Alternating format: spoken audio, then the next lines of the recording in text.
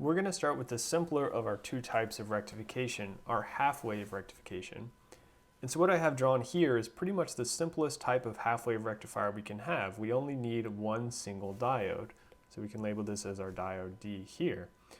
So notice in this first drawing I've included our transformer, but we're going to simplify this and we're going to say we don't really need to worry about the transformer. We're focusing more on our rectification with the diode. So let's just go ahead and draw that like this. So here's our diode and our resistor. So this is Vs, which is the voltage on the secondary side of that transformer. And this is our Vout and our load resistor R. So note, of course, we can use our transistor properties. We know that Vi over Vs is equal to the turns ratio of N1 over N2. So we could solve for our secondary voltage by multiplying N2 over N1 by our primary voltage. In this case, it was labeled as Vi. But again, we're just going to focus on this circuit. And let's go ahead and label our diode voltage. So we have a voltage Vd and a diode current, which is flowing in the direction of the arrow. And we're going to call that ID. So note for the diode, I've used my lowercase parameter with an uppercase subscript. So we're going to have potentially AC and DC components is what that's indicating. Now remember, we have a sinusoidal wave for our input voltage here. So what that means is that sometimes that voltage will be positive, sometimes that voltage will be negative. So just real roughly, we have something that looks like this being input to our circuit. So what we can say is when our Vs is below our diode cut-in voltage, then our diode is going to be off and we're going to have no conduction. And we'll come back to that case here in a little bit. But what we can say then is, well, when does it turn on? Well, of course, that's going to be the opposite when our Vs is greater than our V gamma. So for Vs greater than V gamma, our diode is going to be forward biased and our current is going to be allowed to flow through the circuit. So remember, our diode is essentially just going to allow current to flow in one direction, in the direction of the arrow in our diagram. So to make our life a little easier, what we can do is instead of using our ideal diode equation with that exponential term, let's just use our piecewise linear model because we just want to get sort of a rough idea of what this circuit is doing. We don't necessarily need to be super exact. Now, if we needed to be more exact, we could use a better, more accurate model. But again, for this case, we just want to kind of get an idea of basic operation. So we can make this a little simpler by saying with that piecewise linear model, let's assume that we have an RF value equal to 0. So we can then redraw the circuit for this case of Vs greater than V gamma. Using our piecewise linear model, we're just going to replace our diode with a voltage source.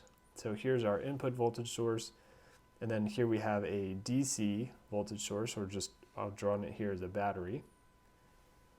And because our RF is 0, I've not included any RF in there. So remember, this is the approximation of our diode with our piecewise linear model. And of course, we still have our Vs, we still have our Vout, our resistor R, and now this voltage of this battery here is going to be V gamma, and our diode current is still defined going the same direction like such. Okay. So now we can figure out some things about our output voltage and our diode current. So from KVL, we can say that our output voltage is equal to Vs minus V gamma. And so remember, with KVL, you can start at any point in the circuit, go in any direction. As long as you're careful with your signs and your passive sign convention, everything will work out all right. So we get this value for V naught, and we can also, from Ohm's law, then say that our ID, our diode current, which in this case is the current in every element because it's a series circuit, is equal to Vs minus V gamma divided by that load resistance R. And so this is important to keep in mind because our diode has to handle a peak current, which we can figure out from that simple ID equation. So a diode must be able to handle peak current. And keep in mind this analysis we're doing is just for this particular circuit. If we change our circuit configuration, these equations aren't necessarily going to hold. But in this case, we're going to have our peak diode current correspond to our Vs equals Vs max. And we could find that by plugging this Vx max in for our Vs here. So Vs max minus V gamma divided by R, that would be our ID max. And again, so that would correspond to this point and this point. So where we're peaking with our input voltage Vs. Okay, so that's what happens when we have sort of our positive half cycle, or when our Vs is greater than V gamma. So let's return to that case of Vs less than V gamma. So for Vs less than V gamma, we said that our diode is off, which means it's not allowing conduction, so we can approximate it as an open circuit.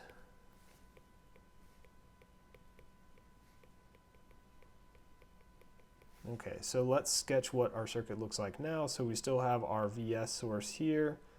Now our diode we're just going to have as an open, and we still have our load resistor with voltage V out across it. So we have this, and again, this is our approximation for our diode in that dashed area. And we still, of course, have some diode voltage, V sub D here, and I could label it as well a diode current, but of course we know that our diode current is going to be 0 in this case because we have an open circuit. Okay, so because we have no current, so because that ID is equal to 0, what that means is that our output voltage is also going to be 0 because we have no current in our resistor. So no current in R. So what that means is that if our output voltage is 0, our diode has to be able to handle all of that voltage drop coming from Vs. And we have a special name for that voltage called our peak inverse voltage. So diode must be able to handle what we call our peak inverse voltage. And we'll oftentimes just abbreviate this as PIV. And we want, of course, our diode to be able to do that without breaking down. In this particular case, our peak inverse voltage is going to be equal to our Vs min. And so coming back up here to our rough sine wave sketch, we can see that that's going to correspond to these minimum points here. And again, the reason is that none of the voltage is being dropped across here, so all of that negative Vs at the minimum value is dropped across our diode. So the reason I point these two things out is that being able to handle a peak current and being able to handle a peak inverse voltage are important things to know as you're analyzing a circuit and when you're choosing a diode to operate in that circuit. So these are important specifications. Okay, so now that we've sort of talked through that and looked at some equations, let's take a look at graphically what this looks like. Okay, so here I have a plot, and I've already plotted our input voltage Vs in blue. So I've tried my best to do sort of a good sine wave, but of course use your imagination to kind of straighten out those curves and make it a little cleaner as needed.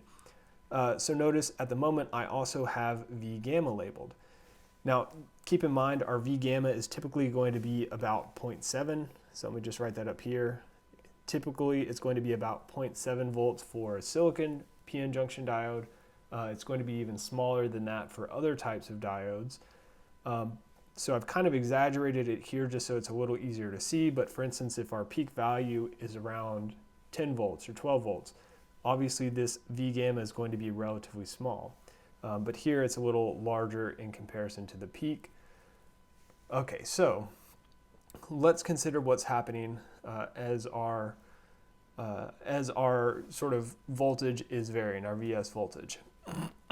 So we said that while our Vs is less than V gamma, so let me kind of zoom in here. So for this first part of the curve here, where our Vs is less than V gamma, our diode is going to be off. So as soon as we get above V gamma, so as soon as we get to sort of this point up here, our diode is going to turn on, and we're going to be conducting, and with assuming that our RF is 0, we're going to be looking at this circuit, and we see that our output voltage is just going to be ID times R. Or as we said here, it's going to be Vs minus V gamma. So let's come down here and draw that in a different color. So everywhere that we have so let me actually try to draw some dotted lines to make this a little bit more accurate. So everywhere that we're drop below V gamma, that's going to be sort of our transition point. Okay, so coming back to green, so in green, let's put our output voltage. So once we're above V gamma, we have something that looks like this. So maybe something, so I should start down here actually. So we have something that looks like this. And then as our voltage drops below V gamma, the diode turns off again. And so notice there's a bit of a gap here. And so what this gap is this is going to be a difference of V gamma. Because remember, our V out is Vs minus V gamma. And so of course, we're going to have that repeating for all of our positive half cycles. So every time our Vs becomes greater than V gamma. So we get something that looks like that, and then in between, we just have zero. We have zero voltage for our V out because we have no current in that output resistor. Okay, so that is sort of when our Vs is greater than V gamma. So now let's consider the other case where we're looking at this circuit here. So as we said, our V out is going to be 0, but now what we can look at is our diode voltage. So let's do a different color and let's look at our diode voltage. So our V sub D. So I guess first let's go back to this case here when our Vs is greater than V gamma. So looking at this circuit, we can see that our diode voltage is going to be this constant V gamma. So what that means is everywhere in here between these points where our Vs is greater than V gamma, our diode voltage is just going to be V gamma. Now, when it's below that, we have 0 voltage across our output. So we essentially are just going to have, we could do our KVL here as well, and we could say that VD is equal to Vs minus V naught, but our V naught is 0, so VD equals Vs.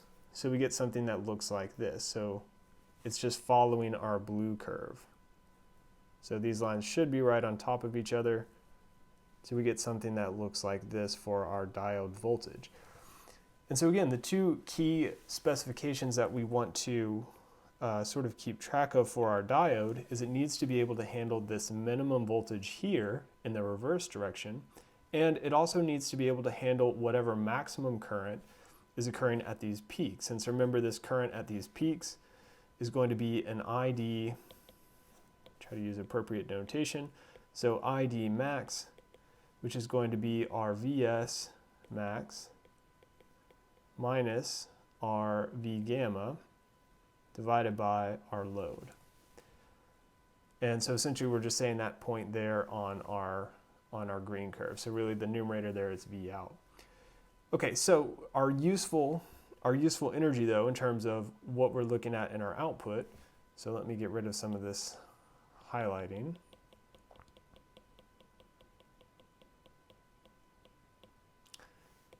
So our useful output is this green curve. So we have something that looks like this. And so now we can see where the name half-wave rectifier is coming from. We're only rectifying half of the waveform.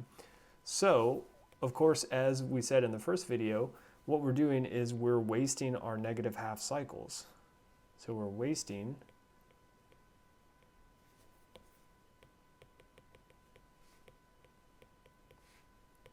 our negative half cycles.